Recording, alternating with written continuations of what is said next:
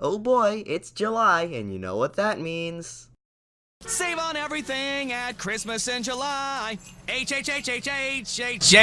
Greg. Before I start this video, I have to say that there's a lot of stuff that I'll be talking about in this video that you may or may not understand, since it's all Pokemon lingo and shit. I suggest googling anything that you don't understand if you're interested or just want to get what I'm saying, or don't. It's up to you. Even if you aren't a gamer, you've definitely heard of Pokemon, or at least heard of a Pikachu. If you haven't heard of a Pikachu, then you're probably living under a Regirock. Oh wait, you wouldn't know what that is either. Pokemon is a creature-catching franchise where you take control of a 10-year-old and take down your opponent's laser-shooting monsters with your own. You travel across the world in order to collect the 8 MacGuffins by defeating the expert Pokemon trainers unless you're in Hawaii. Along the way, said 10-year-old takes down the evil crime organization of the region like it's a regular Tuesday, and you defeat the strongest Pokemon trainer in the region in order to become the Pokemon champion. Repeat this for 2 more decades and you've got yourself the world's most profitable franchise. Now, I'm what some people call a competitive Pokemon player, not to be confused with a virgin, a common misconception. Someone who likes strategizing and building sets for Pokemon with EVs, IVs, natures, held items, and all that. If you need an explanation on this, don't worry, I've got you covered. Oh boy, prepare for a long segment now. EVs, or effort values, are gained when a Pokemon defeats a certain other Pokemon species, and the EVs given go into one of the 6 stats, and which stats the EVs go into depends on the Pokemon defeated, but there are many other ways of gaining EVs, such as vitamins. EVs stack up to 508, but there can only be 252 max for a stat, so there's usually 4 left over if you max out 2 stats. Without EVs, a level 100 Venusaur with a maximized speed outside of EVs has a speed stat of 215, but if it has maximum speed EVs, its speed stat rises to 284. IVs, or individual values, are determined at a Pokemon's creation, whether it be from an egg or caught in the wild. IVs also go into stats, so if we use that same Venusaur with max speed EVs but 0 speed IVs, it would have a speed stat of 250. Natures also influence a Pokemon's stats, and aside from natures that are neutral, they usually raise one stat while decreasing another. So for example, that Venusaur has a timid nature. That means that its speed stat is greater while its attack stat is weaker. A lot of Pokemon tend to lean into one attack stat, whether it be physical or special, so the weaker stat is usually the one lowered, while either an offensive or defensive stat is raised depending on the Pokemon's role, though there's a lot of exceptions, such as lowering speed along with the 0 speed IVs if it runs in Trick Room, or one of the defenses if it's running a mixed attacking set. Every Pokemon also has a held item slot, which means that they can hold an item. An item's effects differ from what it actually is, such as the Lum Berry curing the user's status condition if it gets inflicted in exchange for the berry being eaten, or the Life Orb multiplying the user's move damage by 1.3 times, but taking away 1/10 of the user's HP every time it attacks. A lot of held items are very balanced and sometimes help a Pokemon with its flaws. If you want to find out more about how to EV train, IV breed, or just want to get into competitive Pokemon, you should Google a guide for it. I recommend PokeAim MD's Ultimate Guide to Competitive Pokemon, linked in the description. Oh, I know I don't have a social life, thanks for asking. Now, I've got a few things to talk about in this video today, mainly about the newest generation of Pokemon, Generation 8 with Pokemon Sword and Pokemon Shield. The first thing I want to talk about, the pros. With Generation 8, it's easier to get into cartridge competitive than ever before. With the return of bottle caps allowing for efficient IV training, and the new features of vitamins now being able to max out a Pokemon's EVs, and mints being able to change a Pokemon's nature, playing competitive on an official game is easier than ever.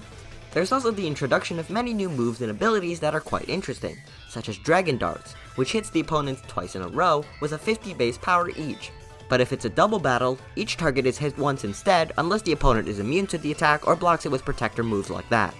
Steam Engine, the signature ability of the wagon, oh, and its 2 relatives too, evolved and pre-evolved, buffs its speed stat by 6 whole stages if it's hit by a water or fire move. This leads to some interesting pivoting as well as some fun strategies in double battle, such as having a teammate Dragapult using Surf, which is a water type move that hits all opponents on the field, to strike your Colossal, usually holding a weakness policy, so that it buffs its speed as well as its attacking stats. Colossal does usually need to Dynamax first, and it's quite easy to counter, but that doesn't mean it's not an interesting and fun strategy. Now, the cons of Generation 8, and there sure are some big ones. I'll cover one of the bigger glaring flaws first, Dynamax. Dynamax is the new mechanic that was used to advertise Sword and Shield, much like Megas and Z moves for the past 2 generations. Now, Megas were dope as hell, and most were quite balanced. I said most. Mega Evolutions were transformations certain Pokemon could take that changed their stats, abilities, and sometimes even their types. Your Pokemon can Mega Evolve if they held their respective Mega Stone, which meant that they can't reap the benefits of other held items and must have a Mega Stone, which I'd say is quite balanced. Imagine Mega Mawile with a Choice Band. Jesus Christ, I've had nightmares like this. There could only be one Mega Evolution per person in a battle, though multiple Pokemon can hold a Keystone and Mega Evolve if they choose to, though any other Pokemon can't Mega Evolve until the next battle. I mean, it's neat, but most teams often just have one Mega Pokemon in them as to not use up another Pokemon's item slot, and mostly because a lot of Mega Pokemon are kind of trash without their Mega Evolutions. You could usually tell if a Pokemon was Mega or not just from Team Preview, so for example, you see this team and be like, oh, that Mawile there is a Mega Mawile. There were a lot of good Mega Pokemon, that's for sure, but not a lot of them were too good that they oppressed the rest of the meta. I didn't say all. Z moves were a bit of a downgrade to Mega Pokemon. They did coexist alongside Mega Pokemon in Gen 7, and while they weren't as cool, they certainly weren't broken. There were quite a few interesting sets with Z moves, such as Z Conversion Porygon Z, and Z Acupressure on its own.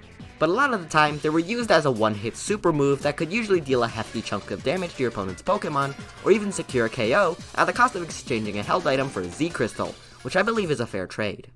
Then they decided to say, enlarge. So we double your Pokemon's HP, right? Oh, and how about we let them last 3 turns? And they can now use 130 base power moves that never miss. Oh, and let's let those moves all have secondary effects that could raise the user's stats, lower the opponent's stats, set weather, set terrain, and maybe for certain species of Pokemon, let's give them rare variations called Gigantamax forms that have overpowered moves that can, for example, sap away 1/6 of their opponent's health for 4 turns, or set up Aurora Veil that halves all damage taken on your side of the field for 4 turns, 8 turns if the user is holding Light Clay. This sounds so balanced! Dynamax feels both lame and unbalanced. Sure, both sides of the field can use Dynamax, but it can so easily snowball out of control and end up with a field of boosted Pokemon on their side while you're struggling to fight them. And if you try to Dynamax, your Dynamax Pokemon will most likely be steamrolled because your opponent's has been boosted to oblivion. In double battles where there are 4 Pokemon on the field at the same time, 2 for each trainer, max moves don't just affect the target or the user, it affects the other Pokemon too. So we have Max Airstream that makes your Pokemon faster, so now you have 2 Speed Demon monsters to deal with instead of just 1, and Max Wormwood lowers both opponents' attack stats. I've seen the claim, but Megas and Z moves incentivize the use of certain Pokemon over others and it makes it so that some Pokemon are the only ones used. Bullshit. It's always been like this. When have you ever seen Golbat used in red, blue, and yellow? Or for a more recent example, when have you seen Maractus used ever? Yeah, I know, there's some busted Pokemon with some wacky designs, just take a look at the fucking Dippin' Dots. But why pull out a cactus when you could pull out a speedy ninja frog, or a flying tiger, or a this thing? Dynamax also incentivizes Dynamaxing certain Pokemon over others. If it has access to a high power flying move and also has a good attacking and speed stat, you bet your ass that thing's gonna be used for Max Airstream. If it, I don't know, has a way to set up Aurora Veil, one of the best moves in the game, while also damaging the opponent for 130 base power, you bet it's Dynamaxing. If it can do so much damage firing off heavy hitting moves, you bet your ass that thing's Dynamaxing. Enough with the Dynamax, now let's move on to the second issue, overpowered Pokemon. If Dynamax wasn't bad enough, how about we take a look at some of the monsters that are really good even without Dynamax? Well, there's one that sticks out like a sore thumb and it looks like a snowman Santa Claus monkey with a giant tumor. Meet the Galarian form of Darmanitan, the Blazing Pokemon, now an Ice type, and the Zen Charm Pokemon in the Galar region. This thing is defined by a single ability, Gorilla Tactics. Gorilla Tactics boosts your attack stat by 50%, but only allows the use of the first move that you select. So for example, if your Darmanitan uses Icicle Crash, but let's be real here, it's only gonna use Icicle Crash, it is stuck using Icicle Crash until it either faints or switches out. This is the effect of the Choice Band item, which does the same thing, 50% boost to your attack, but limiting the use of moves to the first move that you select. Having a free Choice Band is nothing to scoff at, but the thing is, you can give it a held item. Want it to have another boost with the Choice Band for 125% boost to your attacks? Go ahead. Want a Choice Scarf to boost your speed by 50% as well? Sure, what about an Assault Vest so that your defense gets a 50% boost, but you can't use any non-attacking moves? Sure, because Galarian Darmanitan only needs attacking moves anyway. Its power is so strong that it can hit hard even if a move is not very effective, which divides a move's power by half. And there's nothing that can actually safely switch in against Galarian Darmanitan, basically meaning that one or more of your Pokemon are guaranteed to faint. Galarian Darmanitan is definitely more oppressive in singles than in doubles, as in doubles there are more ways to threaten it, such as Thunder Wave and other speed control methods, as speed changes now happen mid-turn instead of during a new turn like in the previous generations, as well as the bigger presence of Tyranitar, Excadrill, Charizard, and the moves like Rock Slide, as well as safer methods to set up Trick Room. The second and last Pokemon I'll talk about here is this thing, Dracovish, the fossil Pokemon. If Galarian Darmanitan is carried by one ability, then Dracovish is carried by one move, Vicious Rend. We're gonna have to do a little bit of math here. Now we'll be calculating the base power, which is a numerical value that determines the attacking move's strength, typically in multiples of 5. There are some attacking moves that don't have a base power, and those usually are moves that have a fixed damage or calculate based on the opponent's stats. Vicious Rend's base power is 85. Not bad, but not too great either. But this is where it gets a little crazier. Vicious Rend's base power is doubled to 170 if Dracovish moves before the opponent. Alright, I mean Dracovish's speed is base 75, which isn't too good. Alright, but now we have to factor in Stab, or same type attack bonus, which multiplies the move's power by 1.5 if it's the same type of move as the user. Dracovish is a water dragon type, and Vicious Rend's water, so Stab applies. Now, Vicious Rend is a 255 base power. That's more than Explosion, the move that's the highest base power without factoring in any buffs or anything like that. But we can keep going even further beyond. Dracovish has an ability known as Strong Jaw, which boosts the power of all biting moves by 50%. Guess what move is a biting move? So that means that Vicious Rend has a base power of 382. That's more than most Z moves. Now most people don't do this, but you could tack on a Choice Band for another 1.5 times boost and make it even stronger. But a lot of people opt for Choice Scarf to buff Dracovish's speed so that it can land that 2 times boost more often for moving first. Dracovish isn't as oppressive as Galarian Darmanitan, since it actually has counters, although a lot of its moves do a crap ton of damage. There are Pokemon that are immune to water moves that can force Dracovish to switch out, such as Gastrodon and Jellicent, and since Dracovish's base speed stat is 75, it can actually be revenge killed by other Choice Scarf users. Unlike Galarian Darmanitan, who has a 140 base attack and a 95 speed, which means that revenge killing is extremely hard. In doubles, Dracovish was very common at the start of Pokemon Sword and Shield, but has fallen in usage due to there being more Pokemon being able to check it, such as Togekiss and Lapras, as well as the aforementioned Thunder Wave, along with it only being able to attack a single target with Vicious Rend, allowing for other Pokemon to hit Dracovish. I should probably stop bitching about the aspects I don't like about competitive Pokemon and talk about the shit I like again. Pokemon is something that helps bring people together, from watching the anime to trading cards to, yes, competitive battling. There have been moments where I talked with friends about how I should build a team or how the new Pokemon would impact the competitive format and stuff like that. Pokemon has helped me meet some of my closest friends and I really appreciate that. Competitive Pokemon makes you think harder than you ever would playing through the story, since you have a human opponent to try to predict the moves of. Sure, I'm not the best at this game, but I still love having to think about what my opponent is probable to do, and reading the opponent and switching in a Pokemon immune to the opponent's move is always satisfying.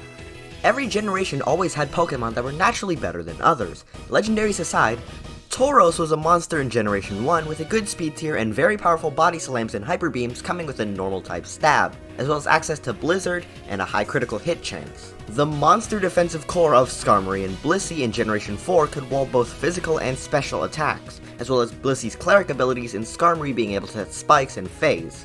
It usually took a mixed attacker to actually defeat this core, but it was really good. Dragapult is the incredible Swiss Army knife that can play many roles, from physical attacker to a support role, and it's one of the better Pokemon in Generation 8. Well, you think people would naturally go for these great Pokemon, right? A lot of people like using them, but some are quite the opposite. Some people enjoy building teams around the not as popular Pokemon and kick ass with them just the same. I love seeing underused Pokemon being able to win matches with clever strategies, and definitely the most popular example of this is Seijin Park's Pachirisu at the 2014 Video Game Championships Master Division, running the set of Nuzzle, Follow Me, Super Fang, and Protect, acting as a unique redirector that didn't fear safety goggles that blocked out Rage Powder from Amoonguss, the most popular redirector in the tier. Nuzzle provided Park with the ability to paralyze opposing Pokemon, and Super Fang could chip away half of the opponent Pokemon's health, softening them for its teammates to finish them off. Pachirisu was an extremely surprising pick, and it definitely made its impact on a lot of people to make unorthodox teams featuring some surprising picks. While the current generation of Pokemon, Generation 8, is clearly flawed, I'm still gonna try and enjoy myself with ranked battles and see if I can make things work out with my teams, and of course, I'll try to have fun with the game. But that'll inevitably be ruined by either a grassy gliding Donkey Kong, Kung Fu not a panda, digital duck, or a fucking mushroom.